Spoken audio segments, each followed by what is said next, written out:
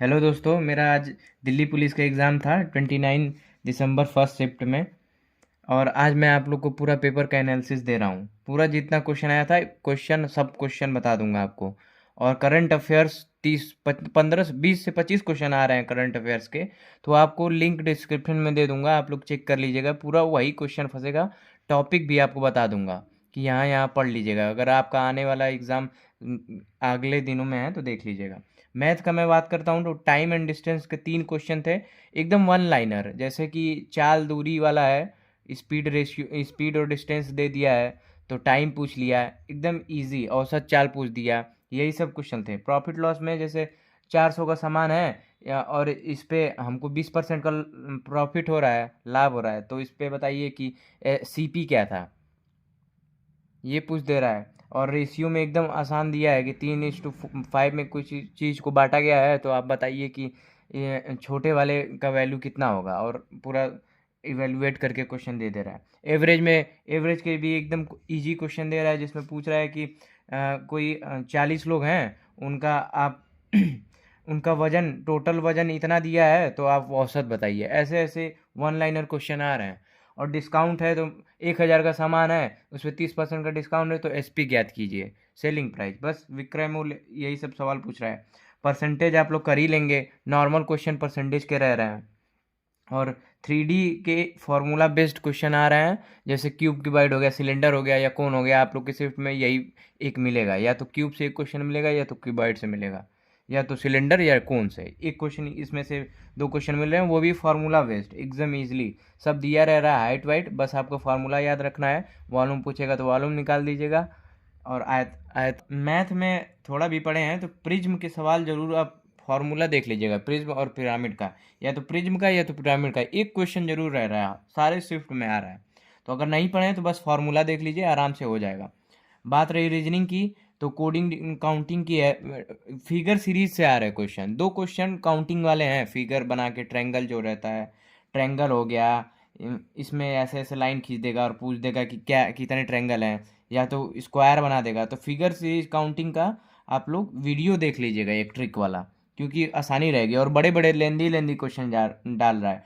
जैसे मेरे में आया था 102 क्वेश्चन, मैंने ट्रायंगल का ही था, काउंट किया, 102 ट्रायंगल बन रहे थे, तो मतलब थोड़ा टाइम टेकिंग था। टाइम वाला है पेपर भी, तो ऐसे क्वेश्चन रहेंगे, बस ट्रिक आप लोग देख लीजिएगा। कोडिंग डिकोडिंग के 5, जैसे ABCD करके है, बढ़ रहा है, EFGH, तो अगला पूछ देगा कितने कितने से बढ़ रहा है, इस तरीके का सवाल हो गया।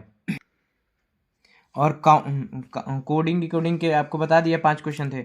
ब्लड रिलेशन के भी 3 क्वेश्चन थे, टोटल 3 क्वेश्चन थे ब्लड रिलेशन के। एक दो तो इजी थे, एक थोड़े पढ़ने पड़ रहे थे अच्छे से, वो भी आसान था। आप लोग थोड़ा भी प्रैक्टिस किए होंगे तो इसको आराम से कर लेंगे इजिली।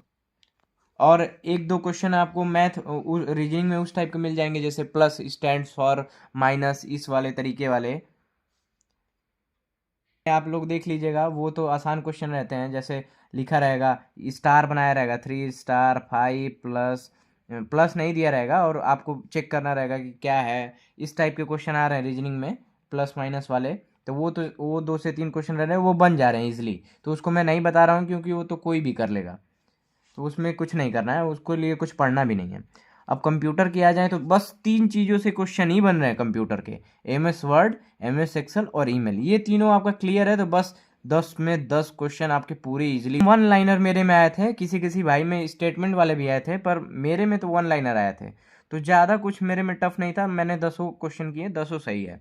और अब बात GS सेक्शन की, मेन GS है आपका। अगर आप GS में करके आए हैं तो आपका सिलेक्शन कोई नहीं रोक सकता है। GS ही पूरा डिसाइड कर रही है दोस्तों, क्योंकि मैं GS में ही, मेरा गेम निकल गया, पूरा गेम ही पूरा चेंज हो गया। GS में जैसे ही आया, मैं इतना GS तैयार करके गया था, मेरा स्टैटिक के 3 क्वेश्चन सिर्फ आए, और 5 ईयर प्लान से 2 क्वेश्चन, दो जो कि इजी थे मुझे।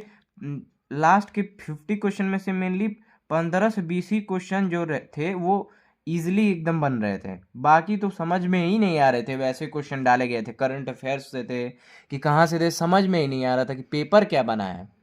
क्योंकि इस इधर का 50 नंबर में तो मेरा निकल गया कम इजीली, 46 47 मार्क्स।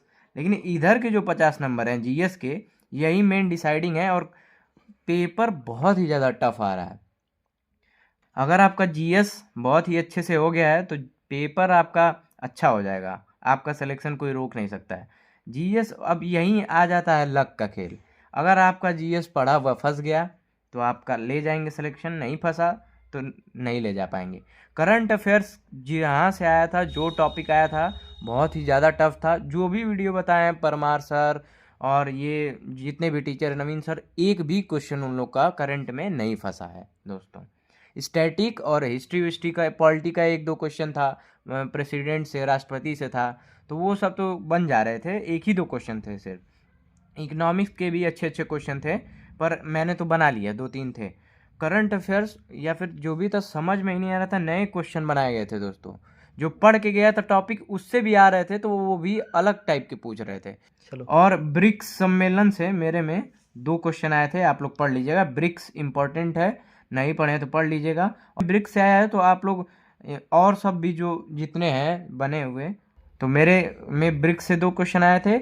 आने वाली शिफ्ट में या तो नाटो से दो क्वेश्चन रहेंगे या तो बिम्स्टेक से, और या तो एशियान वो जो रहता है क्वाड समिट वाला, उससे क्वेश्चन एक दो रहेंगे। तो आप लोग यही देख लीजिएगा क्योंकि यही इसी का वेटेज है।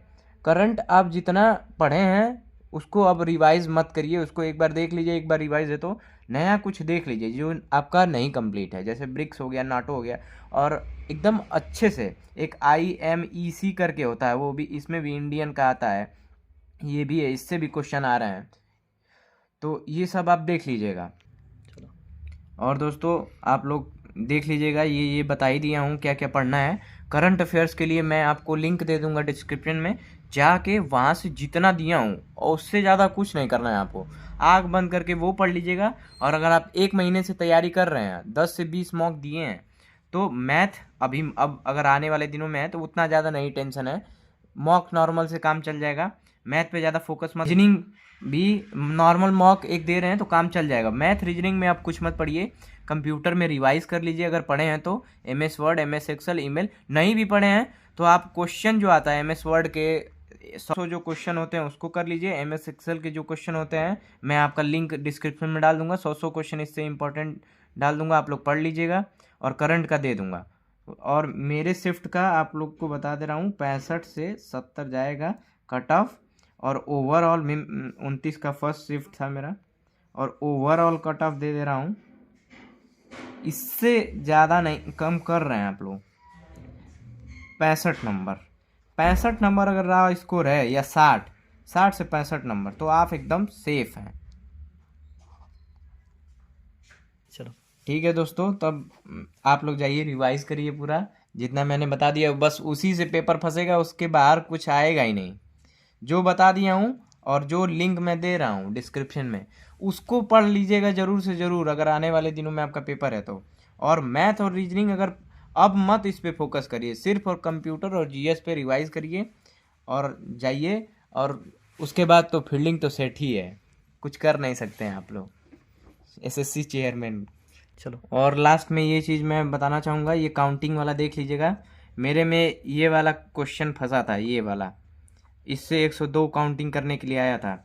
बाकी इसमें से ये सब ट्रिक है, कोई भी क्वेश्चन आपके में आ सकता है, देखने को मिल सकता है। तो आप लोग ये ज़रूर से ज़रूर करके जाइएगा।